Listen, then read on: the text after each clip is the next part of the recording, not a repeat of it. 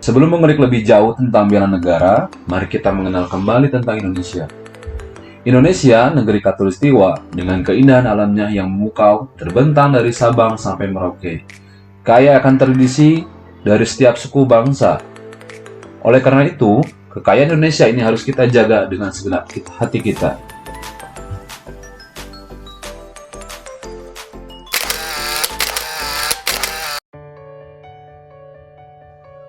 Namun Indonesia kini sedang dilanda bencana.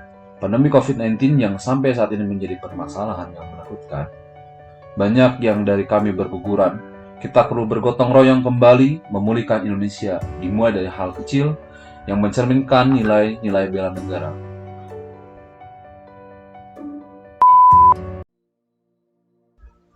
Di era pandemi seperti ini, hal yang kita bisa lakukan yaitu membantu saudara kita yang terkena musibah dan selalu menerapkan protokol kesehatan dengan upaya 5M, salah satunya memakai masker, memakai hand sanitizer, dan menjaga jarak. Ini merupakan upaya bela negara, yaitu rela berkorban untuk kepentingan bangsa dan negara.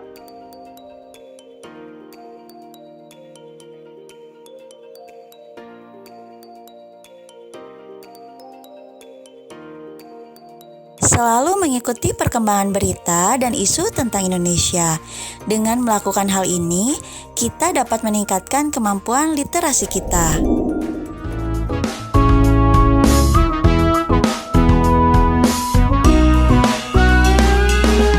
Jangan hilang semangatmu untuk belajar. Jangan resah karena tak ketemu kawan. Assalamualaikum warahmatullahi wabarakatuh. Bagaimana kabarnya hari ini? Semoga kalian di rumah tetap sehat ya.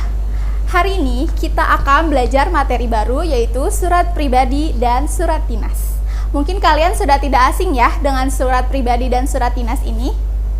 Nah, sebelum kita mulai pembelajaran hari ini, kita akan lihat dulu kompetensi dasar dari materi ini. Kompetensi dasar dari materi ini yang pertama itu 3.11 yaitu mengidentifikasi informasi yaitu kabar, keperluan, permintaan, dan atau permohonan dari surat pribadi dan surat dinas yang dibaca dan didengar. Kompetensi dasar selanjutnya yaitu 4.11 menulis surat pribadi dan surat dinas untuk kepentingan resmi dengan memperhatikan struktur, teks, kebahasaan, dan isi. Nah, kita lihat dulu ya dari definisi surat pribadi dan surat dinas.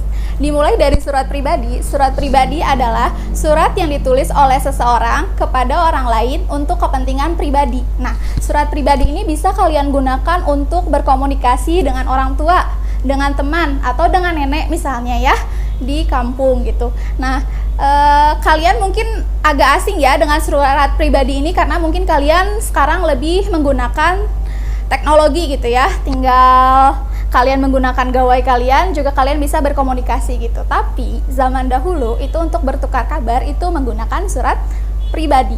Nah, selanjutnya ada definisi dari surat dinas. Surat dinas adalah surat yang ditulis dalam situasi formal untuk kepentingan formal. Nah, apa sih situasi formal itu? Situasi formal itu adalah situasi resmi. Jadi karena situasi resmi itu harus menggunakan bahasa yang resmi. Bahasa resmi itu apa? Ayo, ada yang masih ingat?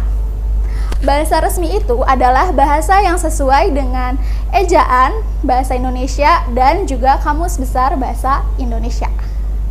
Nah, karena kedua surat pribadi dan surat dinas itu tadi ya dari definisi saja sudah berbeda. Nah, nanti kita lihat surat dinas itu dalam bahasanya menggunakan bahasa ragam resmi atau bahasa ragam formal. Nah, berbeda dengan surat dinas, kalau surat pribadi itu menggunakan ragam bahasa bebas atau bahasa sehari-hari. Jadi kalian tidak menggunakan bahasa baku juga tidak apa-apa untuk surat pribadi itu. Nah, dari segi sistematikanya pun tentu berbeda. Dalam surat dinas itu terdapat kop surat, nomor surat, dan perihal lampiran yang di dalam surat pribadi itu tidak ada. Nah, anak-anak coba lihat contoh-contoh penulisan surat pribadi dan surat dinas ini. Nah, Sekarang kalian harus belajar mengenai cara untuk mengidentifikasi dan memperoleh informasi surat Tinas. Yang pertama itu kalian harus perhatikan tanggal penulisan surat. Di sini tanggal penulisan suratnya yaitu 20 Mei 2015. Setelah kalian melihat tanggal penulisan surat ya yang ada di sudut kanan atas ya, atau tanggal surat itu biasa juga dikenal dengan titi mangsa. Selanjutnya, kalian juga harus memperhatikan siapa pengirim surat. Di sini pengirim suratnya ada di bawahnya ya, yaitu orang tua siswa yang bernama Lede Kate. Nah, selanjutnya bacalah perihal surat. Di sini perihal suratnya adalah permohonan izin anak yang tidak masuk yang bernama Elvira Kate. Selanjutnya, perhatikan ada atau tidak adanya lampiran. Di sini bisa kita lihat ya, lampirannya itu tidak ada. Berarti kalian tidak perlu mencari lampirannya. Nah, yang selanjutnya adalah bacalah alamat surat. Alamat suratnya tadi ya, sudah ya, ditujukan untuk guru mata pelajaran SMPN 3 Malang. Nah, setelah itu bacalah bagian isi dari surat Tinas. Nah, dibaca saja ya bagian isi surat Tinas. Nah, untuk surat Tinas ini isinya adalah permintaan izin dari orang tua Elvira Kate karena adanya acara keluarga pada tanggal 25 November 2015. Tadi kan sudah dijelaskan ya tentang cara memperoleh informasi tentang surat Tinas. Nah, sekarang kita akan belajar untuk cara untuk mengidentifikasi dan memperoleh informasi surat pribadi. Yang harus diperhatikan adalah tanggal penulisan surat. Nah, bisa dilihat tanggal penulisan suratnya di sini tanggal 29 November 2015. Perhatikan siapa penerima surat. Penerima suratnya bisa kita lihat ya. Di sapaan pertama juga sudah ada Hai Aim, berarti penerima suratnya adalah Aim. Nah, perhatikan juga siapa penulis surat. Penulis surat bisa kita lihat di salam penutup ya, di bagian bawahnya itu ada Giati. Ya. Nah, setelah itu kalian bacalah isi dari surat pribadi keseluruhan. Isi dari surat pribadi ini yaitu Giati yang hendak berkunjung ke Samarinda. Seperti itu. Bagaimana? Kalian sudah paham materi surat pribadi dan surat Tinas ini? Nah, materi kita hari ini cukup sampai di sini ya. Nanti minggu depan kita akan belajar mengenai materi struktur surat pribadi dan surat Tinas. Cukupkan dulu materi hari ini sampai sini. Wassalamualaikum warahmatullahi wabarakatuh. Di rumah saja.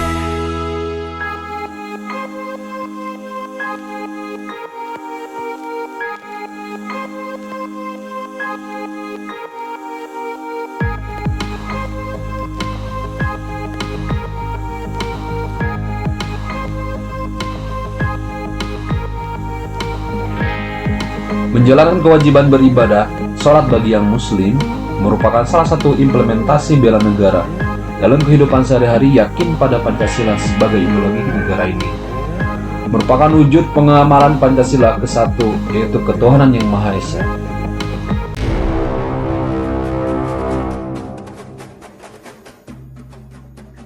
Salah satu wujud bela negara, yaitu berarti pencaksilat. Pencaksilat adalah warisan budaya Indonesia, bahkan sudah menjadi identitas bangsa Indonesia yang telah ditetapkan oleh UNESCO sebagai warisan budaya tak benda. Dengan bangga berarti pencaksilat berarti kita telah melestarikan budaya Indonesia. Ini merupakan implementasi bela negara cinta tanah air.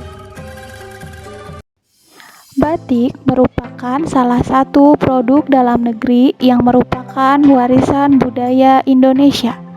Menggunakan batik berarti kita mencintai budaya Indonesia.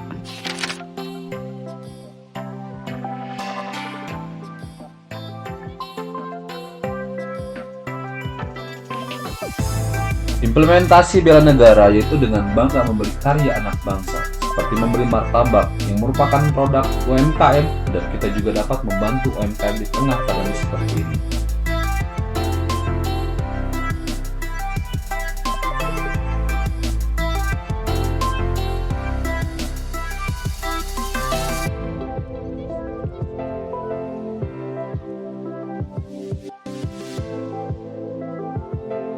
Wujud bela negara lainnya adalah membeli produk dalam negeri.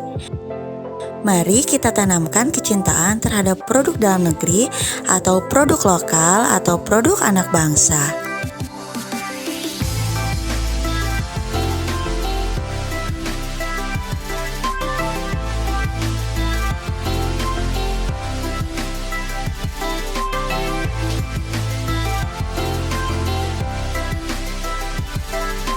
Memakai helm dan mematuhi rambu-rambu lalu lintas. Dengan memakai helm, kita telah mematuhi peraturan lalu lintas. Dan demi keselamatan ketika sedang berkendara, ini adalah wujud bela negara, sadar berbangsa dan bernegara.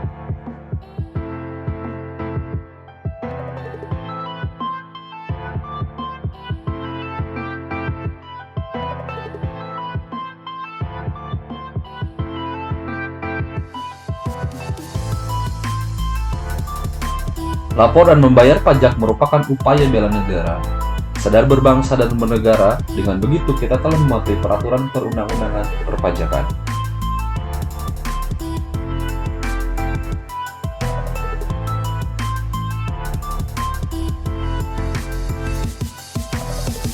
Kemampuan awal bela negara yaitu menjaga tubuh agar tetap sehat dan bugar dengan cara rutin berolahraga.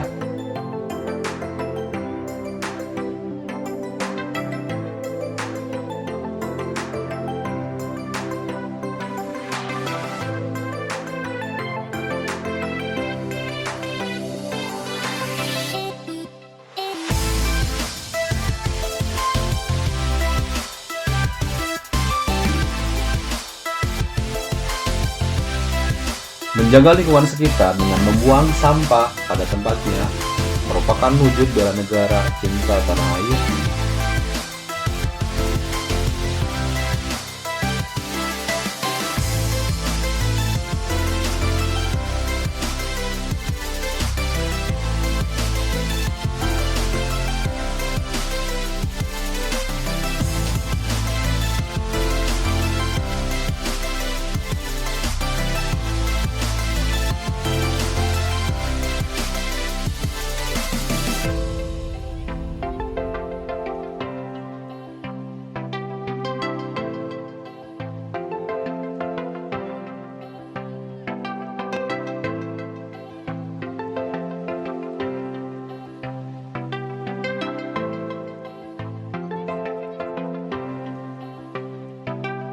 Yuk mulai lakukan bela negara dari hal kecil, dan mulai saat ini, inilah wujud bela negara versiku. Bagaimana versimu?